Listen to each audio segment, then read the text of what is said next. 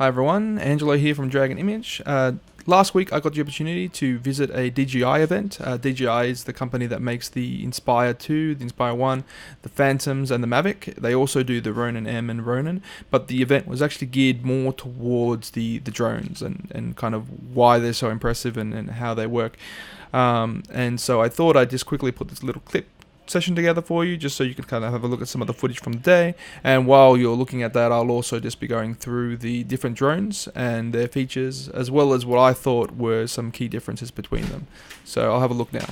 So the first one that we were looking at was the Mavic, and the Mavic is an amazingly small drone, which is very kind of powerful in what you kind of get for it. And having flown it myself, I found it very zippy, unless you put it in tripod mode, in which case it's a nice soft kind of movement to it.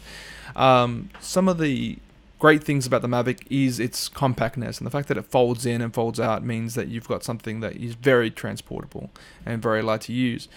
One of the things that you'll kind of notice with the new drones from DJI is the fact that they've got a lot of sensors on them. So it's very difficult to kind of run this directly into a wall. And actually we had one of the guys there that was standing there and we were literally pushing the joystick towards him while the drones were kind of facing him, and we just stopped in its tracks. It wouldn't go any further. You could still, as a spectator, you could still go close to the drone, in which case if you run into it, it's drone kind of fold. But it was very impressive to see that kind of the obstacle avoidance kind of system. I did notice when flying the Mavic myself that I did end up in some situations where we were flying it in our studio here at Dragon Image, and it didn't like the white floor, so I had to kind of fly to the carpet so that it would actually land. I did also have a couple of other people mention to me that the go home feature can sometimes be a little bit unreliable in regards to not knowing where you kind of started and it getting back to its home in a way that wasn't necessarily the best way to do it. One of the things that you'll also notice about the Mavic is that the Mavic only has forward-facing sensors and down-facing sensors. So unlike the other two, the Inspire 2 and the Phantom 4 Pro, which has 360-degree kind of avoidance, the Mavic only has kind of forward-facing and down-facing kind of cameras. One of the interesting things that the Mavic does have, though, is the active follow kind of feature, which means that you can select a subject and it will actually follow that subject. But when I say follow, what I mean is the camera will always point towards it. That means that if I move the drone, it will always try to have that camera facing the subject. So that means I can focus on the actual drones flying versus focusing on trying to keep the subject in kind of the camera spotlight. So yeah, that was kind of my impressions of the Mavic, and I think if you're starting out, the Mavic is an excellent choice of drone for anybody wanting to kind of get into it. So the other drone I got to have a look at was the Phantom 4 Pro, which is a step up from the old Phantom 4.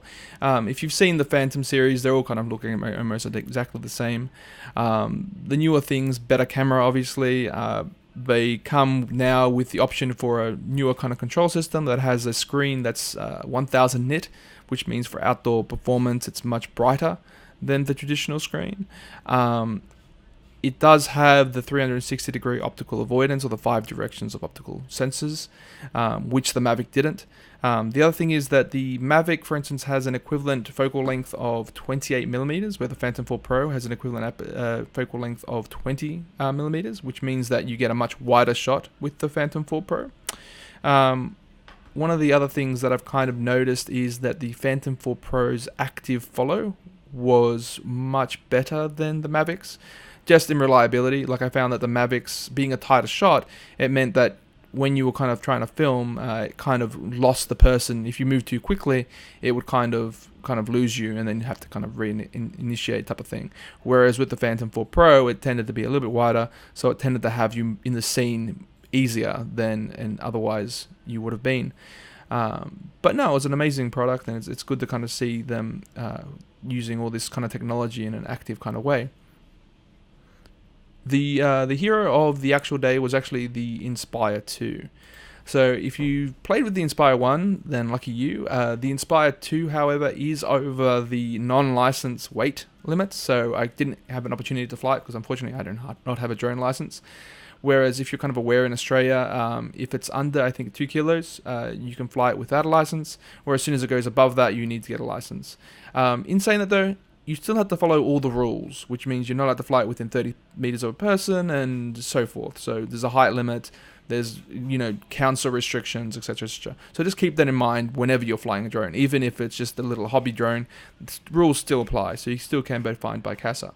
So with the actual Inspire 2, some of the things is its maximum speed is obviously a lot higher than the other drones. So this gets up to 94 kilometers an hour.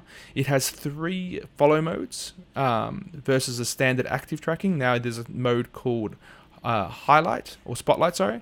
And what that does is it allows you to kind of say that this is the thing that I want to be important in the frame. And then the camera kind of points in that direction and allows you to fly around without kind of worrying about that. The other thing you can do is you can set a path by merely tapping on the kind of controller and kind of dragging your finger, and that will create a route that will kind of try to follow. We didn't actually get to play with that one because we didn't have enough physical space to kind of muck around with that. We did try the active follow though, and the standard tracking kind of features. It also has a much smarter return to home function. So if you've ever tried the Inspire and press the home button and it tries to fly through a tree, then that's kind of one of the issues that's kind of occurred. Whereas now, for instance, if you press a smart home return, it will use the obstacle awareness to avoid obstacles in its path and go around those or kind of avoid them, if you will. One of the other things is the Inspire 2 versus the other drones actually has its own forward-facing camera. This is for obviously the drone operator versus the camera operator. So the camera operator can actually control the camera independently to the drone with 2 controls, allowing one person to concentrate on flying and the other person to concentrate on where the camera is facing. But now with the new kind of tracking features, I found that a lot of people will find that a lot easier than actively trying to follow. You got to keep in mind there is a slight kind of delay between you pressing a control on, for instance, the gimbal and the camera motion and actually turning, so you'd have to be very aware of those delays and kind of calculate them into the movements if you were kind of doing a lot of flying. With the new kind of with the new Inspire 2, you've also got quite a lot of kind of control over a lot of other kind of settings, such as how you're recording. So now they've got this new Cinema DNG file, and what that is it's basically DJI's version of RAW. Another thing, you also have the ProRes, and you also have the H.264, which records to a micro SD card, which gives you a very quick kind of workflow. Whereas the other ways, such as ProRes and the new Cinema DNG, you kind of have to process those kind of footage. One thing that they have done is they've upgraded the cameras. So gone are the days of the 5X and 5XR. Now it's the the X4S and the X5S. So these are new kind of cameras. Let's have a look at this. So in regards to those, they deliver a much higher kind of frame rates. Let's have a look. So in ProRes, you've got 5.2K of footage at 30 frames per second of 422 HQ, and you have 20 megapixel stills in a 20 frame burst, continuous burst. So it's a lot kind of higher. You end up with a kind of a bit larger kind of raw file, which allows you to crop in and post if you need to, as well as giving you kind of that control and latitude. It was a good opportunity to kind of see them both flying and actually having some fun on the day. Unfortunately, as you probably aware, last week was quite hot, so being out there was something of torture in a particular way.